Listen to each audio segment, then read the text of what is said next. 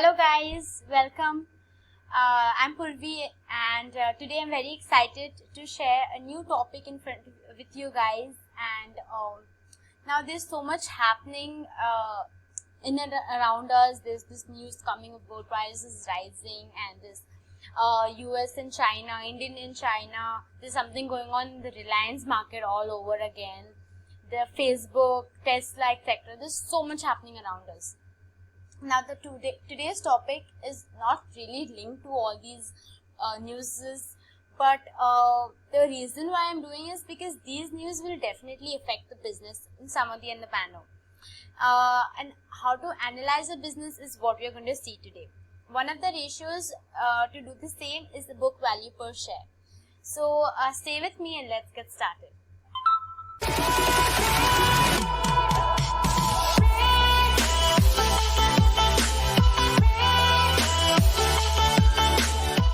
Welcome back. Now, book value per share, as simple as it sounds, it's basically the value every shareholder will get, right? So now in order to know the same, that is the value which is there in the books, that is the balance sheet. Balance sheet is basically the Bible of the financial statements, right? So we need to know the value of the shares which is there in the books and not the market price. Now, in order to find out and analyze these, we need to first check out how to determine the same. Now, for book value, we need to know the net worth because it's revolving around the accounting norms. We need to know the assets and liabilities. All right. Done. So we have the total assets. Now for liabilities, we require the current and non-current liabilities. That is, we will get from the balance sheet. On subtracting, we will get the net worth of the company. That is basically the shareholders' funds. In other words, the total money which is there in the company. Now after getting that, what shall we do? Let's see. Hi, so now we are in the moneycontrol.com site, and I'm checking the financials of the ICICI Bank. We go to the balance sheet. Okay, now this part, what I was referring to, is basically the net worth. All right, share capital plus reserves and surplus. Or what you can do is the total assets minus the debt of the company. With this, you get the net worth. Now, after finding the net worth, you need to get the total number of outstanding shares. How do we do that? So, basically, it's very simple. We get the share capital from here. Now, we need the face value. You can get the face value in ratios. Now, the face value of ICICI Bank is 2 rupees. So, the share capital divided by the face value gives you the total number of outstanding shares.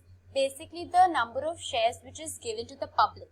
So, now we have the net worth, that is the net assets on one hand, and the we have the outstanding shares on one hand. After combining, what do we get is basically the number of shares, the value of the shares which the public have. In other words, what we can say, basically the firm's net asset on the per share basis. Alright. So, after finding the number of outstanding shares, what we need to do is basically the net worth divided by the number of outstanding shares. That is that we get the book value per share. Let us now see the book value per share for ICICI Bank.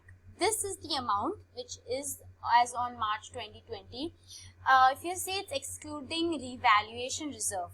As mentioned earlier, this reserve basically which is added to the shareholders fund includes share premium reserve. It includes the retained earnings, that is the profit which is not given to the shareholders is kept as retained earnings. Alright. So for this Now, as you can see, book value is excluding revaluation reserve. So, while calculating the shareholders fund or while calculating the net assets, the revaluation reserve is excluded. That is, it is subtracted. Now, this is the amount of book value per share. Alright, now we have found out all the theoretical calculations we have done. Now, what is the use of book value per share? What are we going to do with that value? Let's see.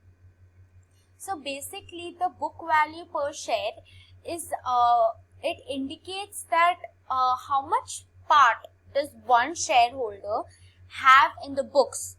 All right. So maybe if it's higher the book value, greater the shareholders has a part in the books. Lower the book value, lower part the shareholder has in the books.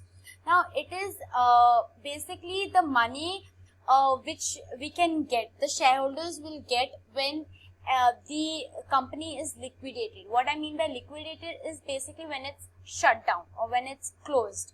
So obviously it will have some amount of capital in it or some amount of money which will be going to the shareholders. The book value is the money which will be going to the shareholders. Now, it is important to understand the difference between a book value and a market value. Do not confuse it with each other, because market value is also something which is going to the shareholders, or it's the money which the shareholders are purchasing, but it's not the book value. Alright, so now over here we see the market value of ICICI Bank. This is the price at which the shares are traded in the market. Whereas this is the book value, 185 and 350, like this, such a big difference. Now we'll analyze of what do we do of this difference. All right. Now let's analyze this thing which the money which we have seen, the prices. So when the book value is lower than the market value, it's said to be that the price, the stock is basically overvalued. Okay. Whereas when the book value per share is higher than the market price, it's said to be undervalued. What I mean by this is basically when the book, if you can just imagine book value, if it's higher than its market value, actually the assets of the company are much higher. It should be at this point, whereas the market is at this point. So the prices in the market is much lower than what it should be. That's why it's said to be that the prices are undervalued. Whereas when it's the opposite, the market prices are higher and your book value is lower, your market prices should have been at this point, but it is at this point. So the prices are overvalued. That is how we analyze it. I hope you understood this part. Now let's quickly go into the formula. We have understood what the book value is, what the market value is. We have also seen the book value, we have seen the difference. Now the formula is basically shareholders' equity by the outstanding shares, which I also explained earlier. Now we subtract the preferred stocks as well, because preferred stock is something which we are giving preference over equity shares. Now if we add it with the total number of net assets, it will give a wrong amount or not so accurate amount, because that is a preferred thing over your real assets or your net assets, I would say. So that's why we subtract the preferred stock and we divide by the outstanding shares, so we get the book value per share. So now we have already seen a live example of book value and market value. So just to note it and get in front of you guys. So now why is this difference caused? This is one of the questions which pops in your head. Now this is mainly because market is on demand and supply. It's the future value which is determined. Whereas book value is based on the historical prices. It's based on the balance sheet. It's based on the assets and liabilities of the previous years continuing in this year.